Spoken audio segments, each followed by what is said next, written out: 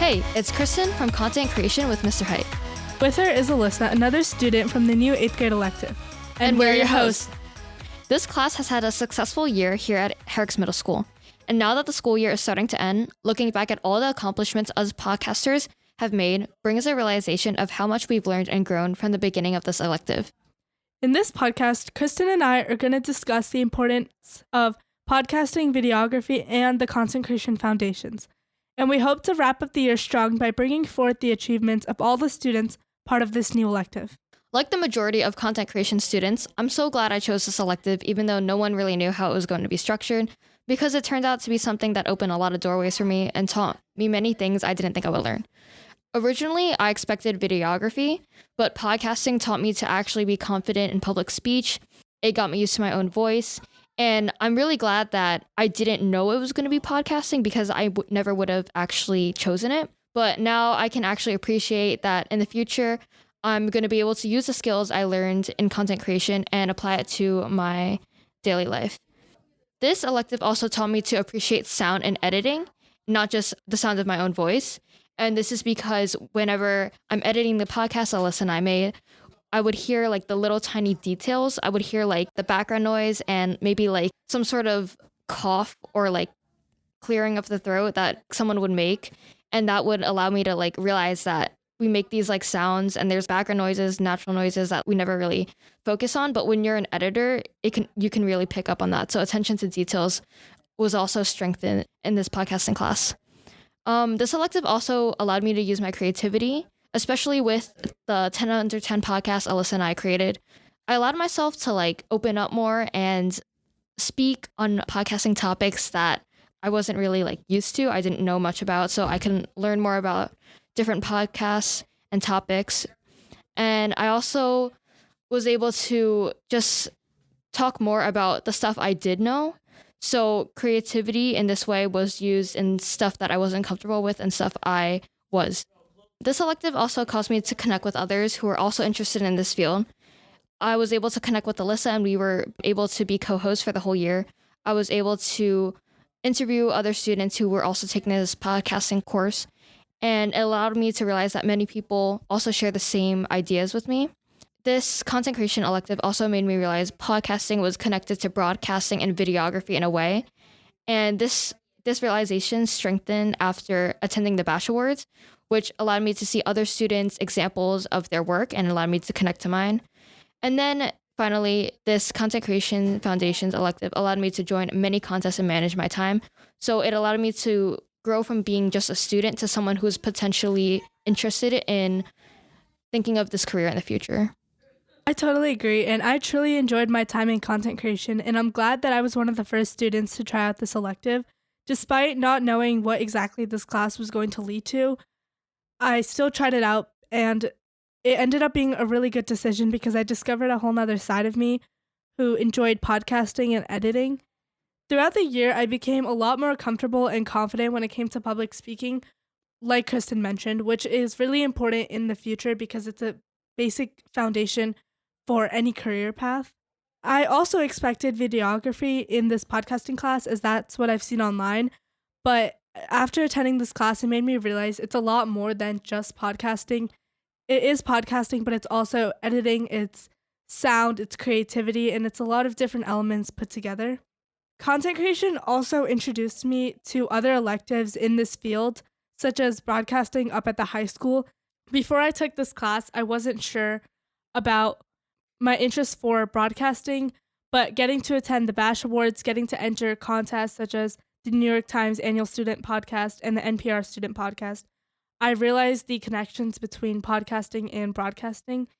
And finally, content creations taught me how to properly use sound equipment and appreciate things like microphones and the Rodecaster.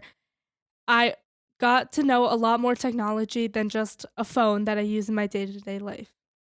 Time to speak with the students of content creation themselves. Let's see what their perspective is on this course. Hi, we're here with Jawad. What was your podcast about and how did you come up with it?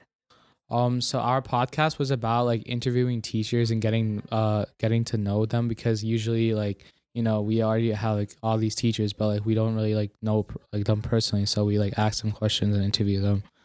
What do you enjoy most about the elective? Probably like the recording slash editing part, because it's always fun like coming on the microphones, putting on the headphones, and like talking with like the people. Would you say recording is your favorite part in creating a podcast, or do you like preparing or editing? What's your favorite? My favorite's probably the recording because it's the easiest, and second, it's probably the most fun for me personally. We're here with. Wenshu. What was your podcast about, and how did you come up with it? So my podcast was about my experiences with my dog with another one of my classmates, and it was actually her idea. And I think it was just because she asked me like, "Oh, do you have a pet?" And we both found out that we have like small dogs, so we just kind of went off that. Do you think this podcast strengthened your relationship with other people? I think yeah, it did. I also listened to I think it was a New York Times podcast entry, and it was about the struggles women faced back then because of because men thought they had mental disabilities, but that wasn't true. So how did you come up with that idea?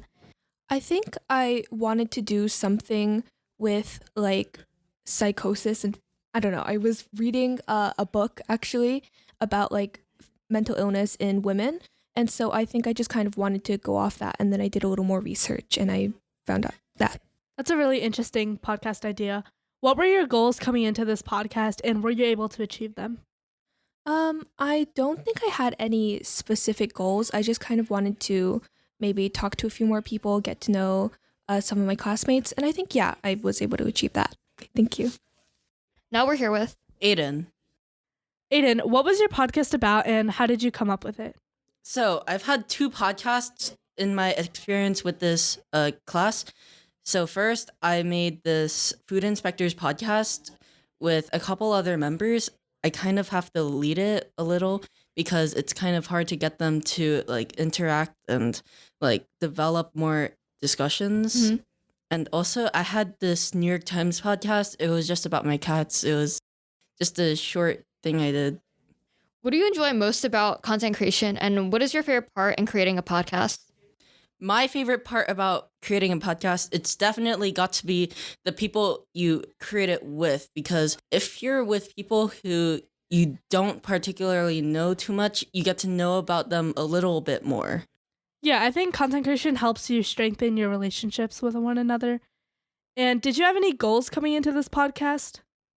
Honestly, no. It was just going straight into it, like no expectations, but just doing the best you can. To start off, we're going to talk to the new superintendent of Herrick's, Dr. Sinanis, and ask him how he values podcasting and videography, while also getting his opinion on this elective. To begin, what is your opinion on the Content Creation Foundation's elective? Do you think, as the superintendent of Herrick's, that this is an elective beneficial to the HMS courses?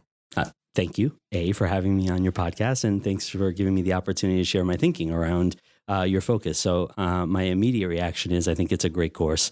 I think it's a wonderful opportunity for our students in so much as it allows you to develop a skill set that I think will be beneficial to you for life, whether you are engaging in public speaking, whether you're sharing a presentation, or you're just recording your thoughts about something. There's something so powerful about podcasting, but also something so easy about it. So to have that opportunity to kind of explore that and build your skill set, I think is great. And I actually hope that we expand and offer more courses like this, maybe in the high school, and maybe thinking about something at the elementary level that we can do that is similar to what you're doing, but more maybe more basic in nature.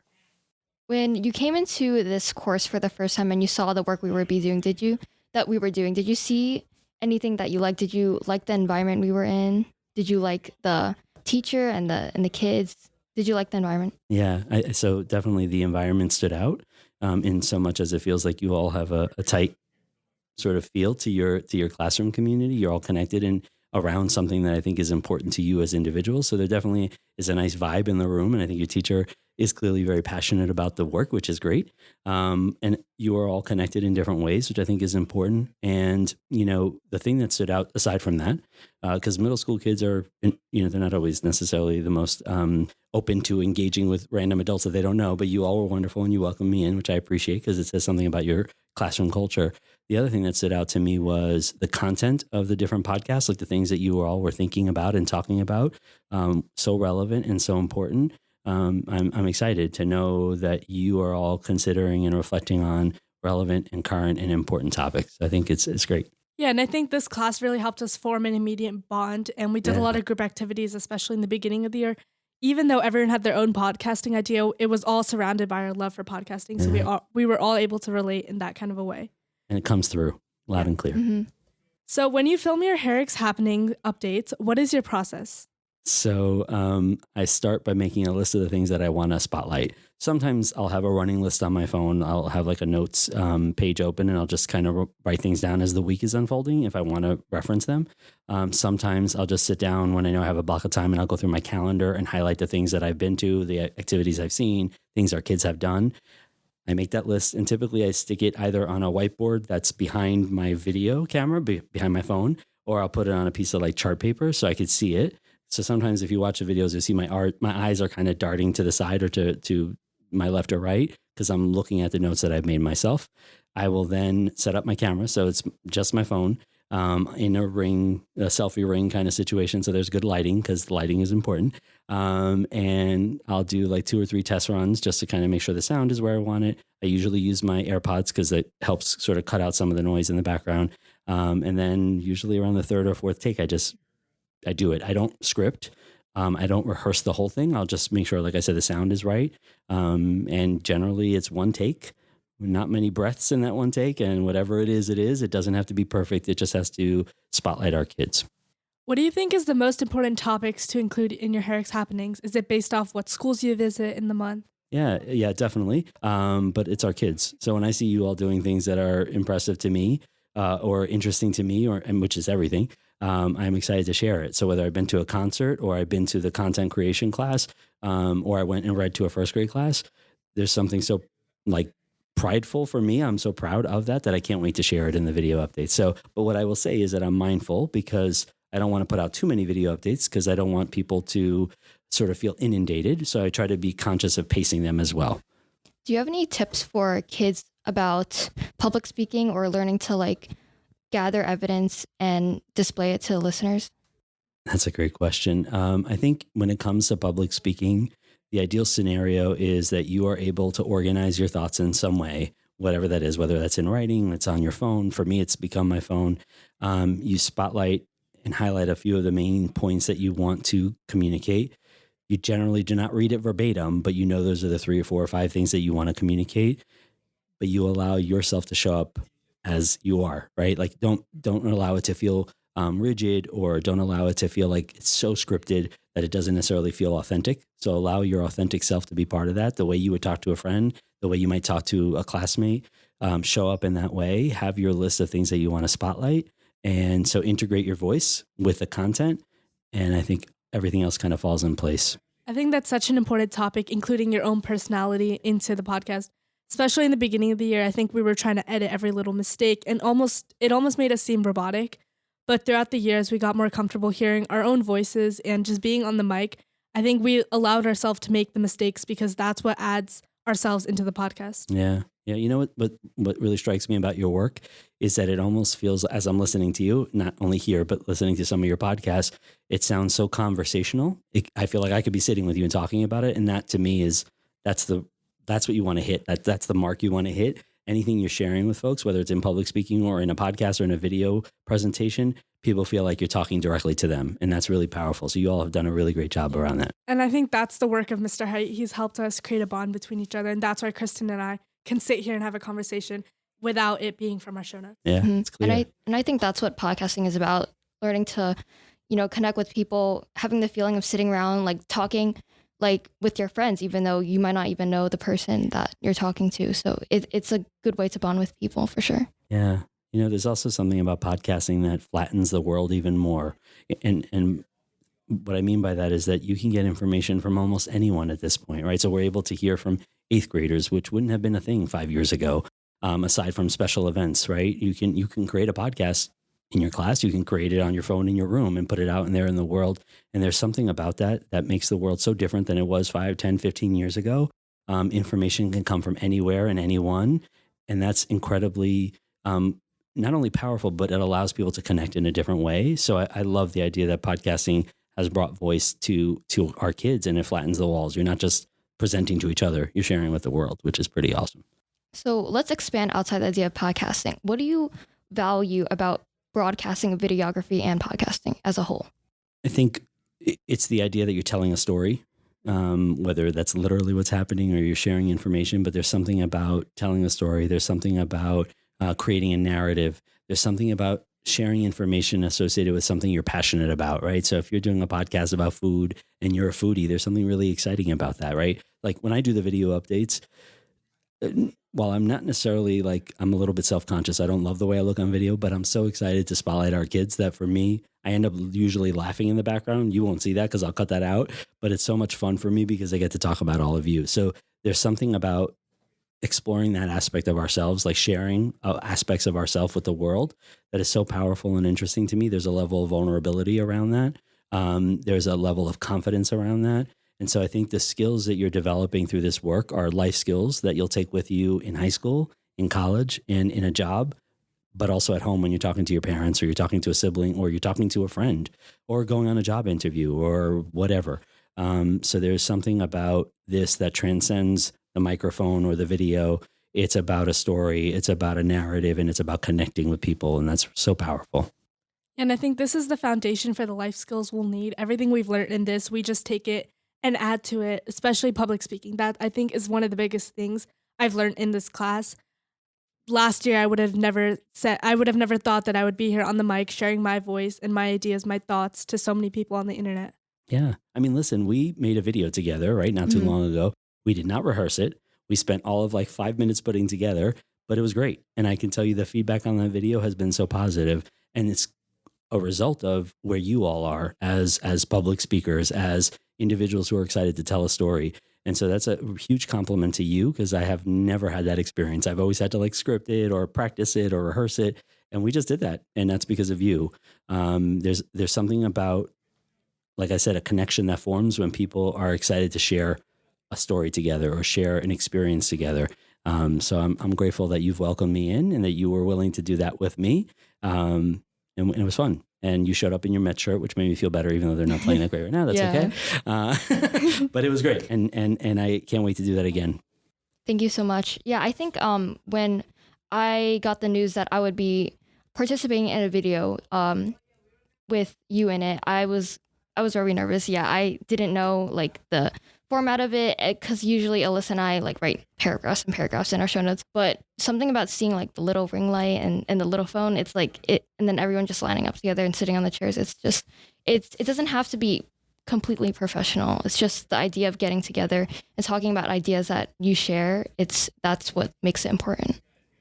Yeah, it's true. It doesn't, I think I said to you earlier, like it's about progress, not perfection. And so not getting stuck in how perfect it looks or how perfect it sounds, but getting focused on the excitement you feel about sharing it and sharing it with people is the driver. And so I love making the videos because I love being able to share that with the world. And when we have students as a part of that, which I've had the opportunity to have a couple of times, and I hope to do so more next year, it just changes the conversation even more so. And it feels even more important, I think, to our families and to other students. So thank you so much, Dr. Sinanis. Oh, thank you for having me. After speaking to Dr. Sinanis, we decided to ask Mr. Heit, the teacher and founder of content creation, what his opinion is on the elective. Hi, Mr. Heit. What about podcasting intrigues you, and what motivated you to suggest the elective content creation?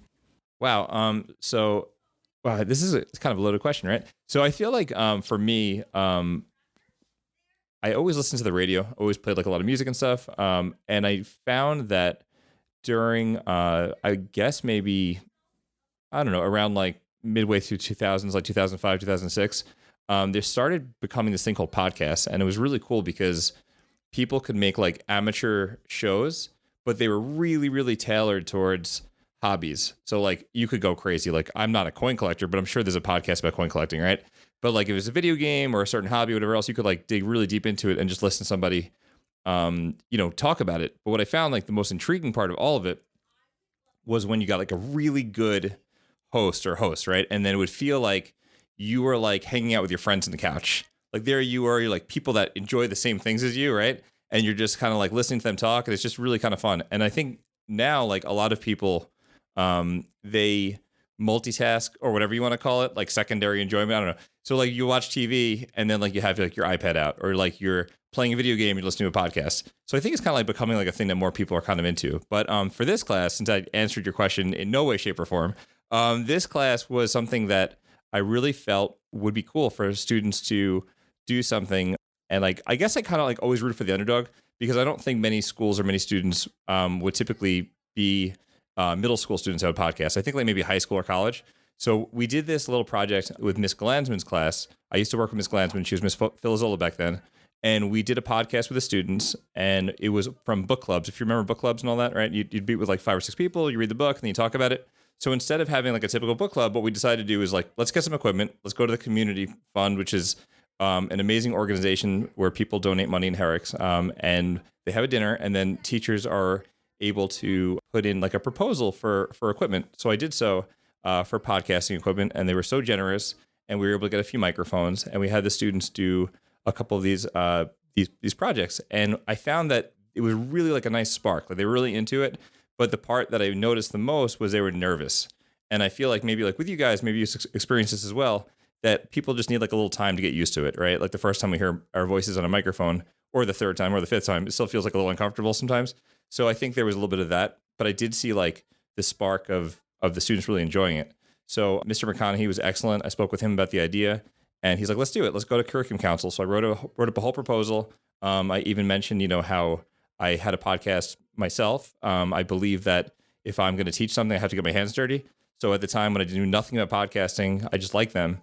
I started my own podcast called Food and Fury, where we had about 48 episodes talking about food.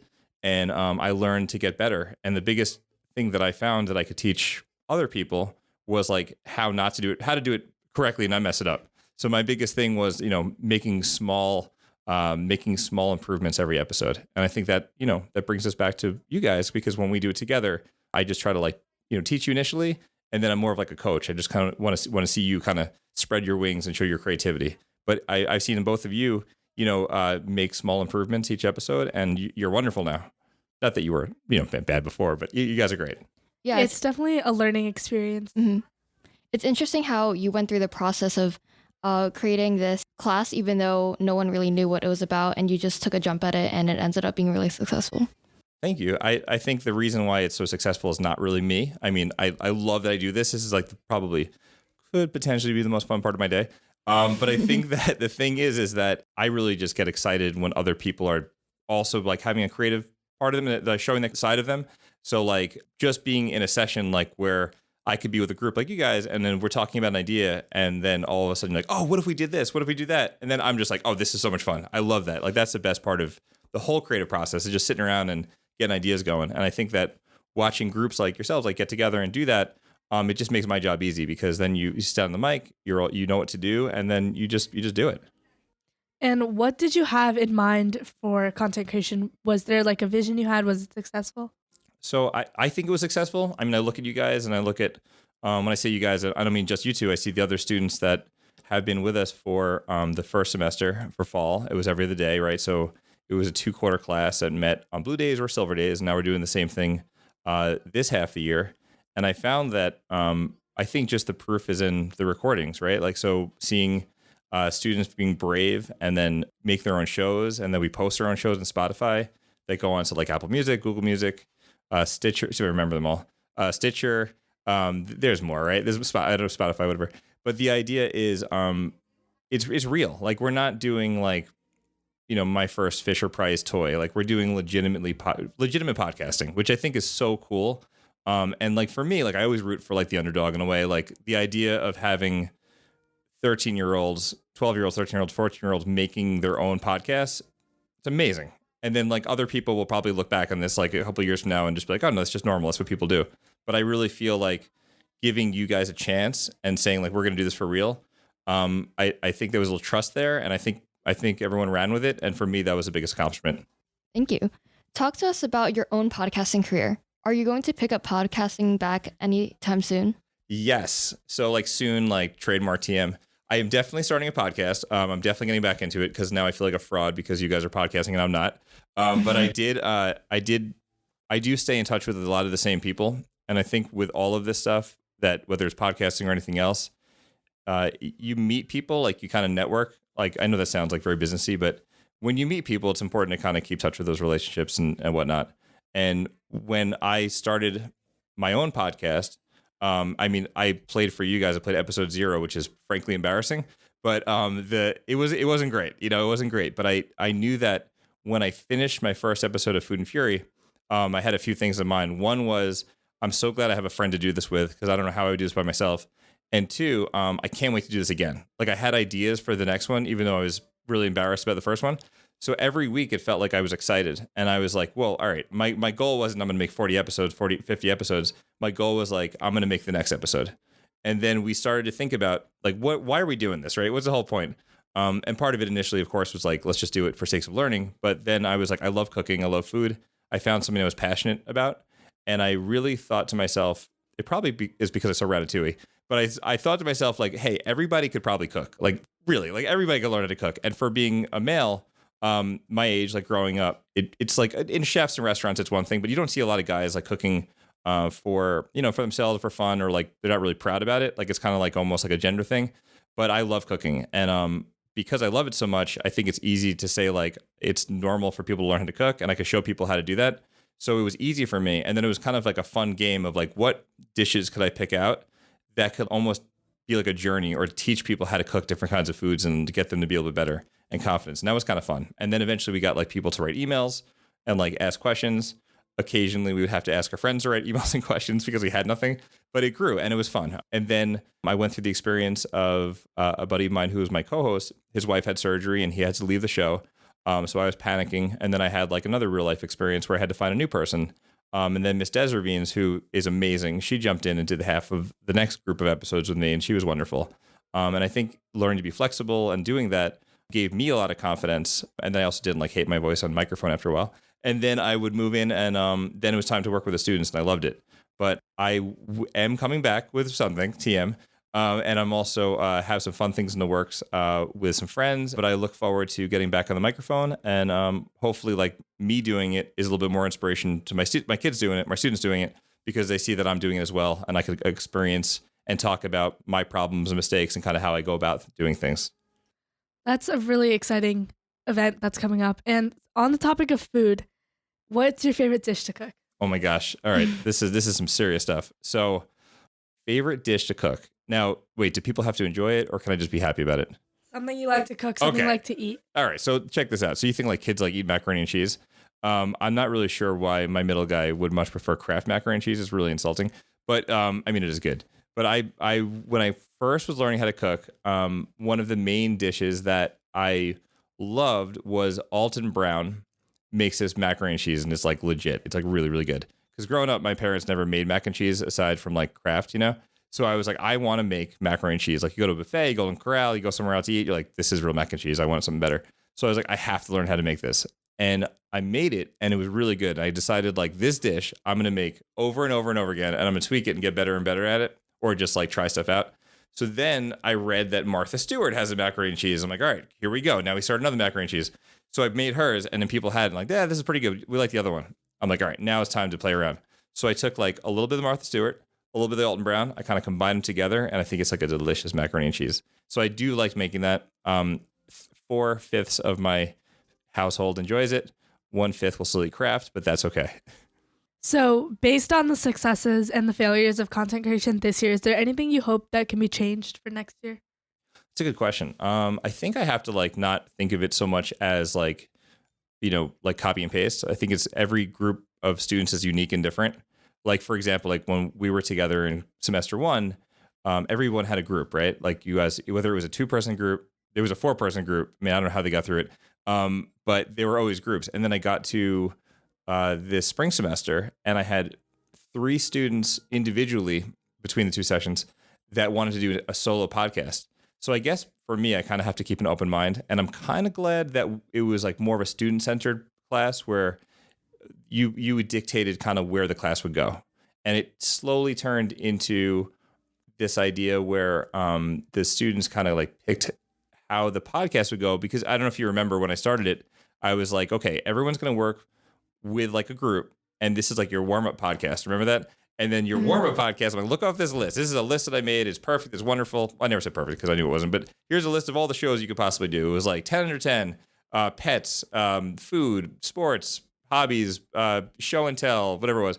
And then what ended up happening was instead of doing like a warm-up episode and rotating through different people in the class, you really, I don't say clinged on to, it doesn't sound right, but like you found a friendship or you found a person that you'd like to work with, and then you just want to keep growing with it. And then at a certain point, everyone was like, well, do we have to do something different now? Do we have to change it up?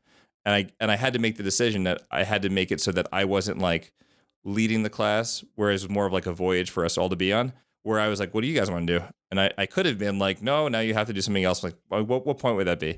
So then for you two, here's an example. You stayed with the idea of 10 under 10 instead of like picking a new topic or a new thing, but you just made it your own, which was way cooler than anything I could have ever come up with. And then you went with it that way. And I don't think there were many groups that started out with an idea for a show that changed it dramatically.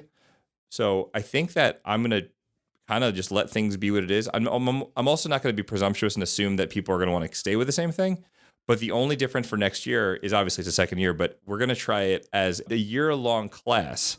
But the idea would be it'll still be blue or silver, but then students would have the class for the entire year. So whereas you guys had the experience of doing the class and then applying for the NPR contest, then the second group of students came, and then all of a sudden the New York Times podcast was like a month later, and then they were learning how to do stuff. It felt like a little crazy. It'll be a year long, so I think we get to play around with a couple different things, and students might be able to have like more of a cohesive experience, or maybe they could have like 10 or 11, 12 shows. Yeah, I do think that this elective is really beneficial to all the students. I'm thinking of the process you took to make your own podcast. And I was thinking of me and Alyssa and how we went about doing 10 under 10 and how that strengthened our relationship, how we learned more, how there were mishaps, but we still learned to grow from them. And I think that podcasting is more than just podcasting. It has a lot of factors that contribute to it. And I think it's very beneficial to our lives. I love that because like you found like the biggest part is like the relationship part of it, right? Like for me, just watching people, like it's like almost like, I don't know, maybe it's like riding a bike or something, but you have to like get over that first part where like it's uncomfortable. But once you like sit back for a minute, you like look around, you're like, wow, this is really cool. We're actually doing this. I think it's amazing. It's such a cool thing. And not like, I don't know how to describe this the right way. I'll probably say this wrong, but I was thinking almost like it's like a persona. Like you're not acting not like yourself. It's almost like you're maybe exaggerating the parts of your personality that you want to share with people. Like you're not telling everyone your life story, but you're sharing people like the things you want to share with them. So I see like sometimes like students, not necessarily like you guys, but maybe other students that are maybe a little bit more reserved or a little more shy or don't necessarily raise their hand like in class. All of a sudden they find comfort in this, and then they almost like snap into gear, and then they are able to make something. And there's no like judgment, like you're in your little space, you're doing it, and I love that. I think people could really get down to what they want to do and have a little fun with it. Yeah, I think it taught everyone to open up. And again, like Kristen said, it's more than just podcasting. It's a whole experience from editing to planning to recording. Do you think like you're interviewing me and I'm asking you a question? Do you think people that don't do this or haven't done this before, do you think people don't realize how much other work like goes into it? Yeah, I think so. Because when you listen to a podcast, you think it's like one take and done. You don't realize how much editing there is behind it. When I used to watch podcasts before this class, I used to think it's record, post, and that's about it. But really, there's so much detailed work behind the scenes. Did you also? I have two questions. I'm gonna stop asking questions. This is your interview. But I think the one thing that I really wanted to teach you guys, I guess, if there was one thing, was like to be kind of okay with the small mistakes, because if you end up editing so much that you edit every time you say the word like or if you sneeze or cough, that's one thing, whatever. But you say like something wrong and then you correct it and laugh about it. I think it would make it very robotic if we got rid of all those things. And I think like our personality is mistakes. Like we're people, right? So I think that I watch you guys and I feel like I could see it that like you make a mistake, you laugh about it, you correct yourself, but you don't go and you chop it out like an edit, right? Mm-hmm. And I think that I hope that I taught that part of it, because I think that's what makes it so human and interesting. Yeah, and I think we're okay with making mistakes because it adds to our personality. Otherwise, if we were editing it, we would be taking ourselves out of the podcast. Yeah, honestly, I'm thinking of whenever I'm editing our podcast, honestly, I would stay up till like 10 p.m. Editing, and I would try to piece together different things to make it sound good. But then I'm realizing that I don't need to, switch up everything. Like, we can just be natural. We can show ourselves to the listeners, and if they don't like us, that's it. And you could also get more sleep. Yeah. Thank you, Mr. Heit, for our interview. The Kraft mac and cheese sounds delicious. Not the mac and cheese that you. All right, so listen, out of like my children and you guys, it sounds like so far maybe we have like 2 people that rather have the Kraft. Thank you so much for your time. I appreciate it, and I love sitting down with you guys, and I think you're both wonderful, and I can't wait to hear what this sounds like when you guys are done, and hopefully we'll continue the journey down the road. You either need me, you don't need me, but you're both wonderful, and I think that you both have a lot of great things yet to come. Thank you so much for being like the best advisor, teacher, coach, helper. Thank you guys. You're the best. We appreciate it. Who's we? The royal we? I appreciate it. I appreciate you guys.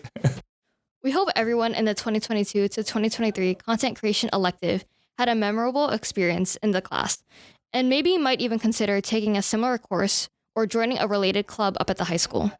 Content creation was by far my favorite elective because it opened me up to so many opportunities, and I was able to use my creativity in an encouraging way. Yeah, content creation was a great way to spend our last year here at Herrick's, allowing us to use our creativity and have some fun while also learning a lot of new things. Kristen and I have had many takeaways from content creation, and we hope that everyone has learned something new, hopefully even discovered their love for podcasting and editing.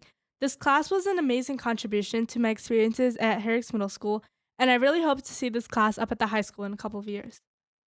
Thank you to Mr. Heit for patiently teaching us how to use the microphones and editing softwares and being the best advisor, editor, and director. Yeah, all the work that you've put in order for us to create successful podcasts is appreciated, and you've been the best teacher for this year. You've made this class a memorable experience for all of your students.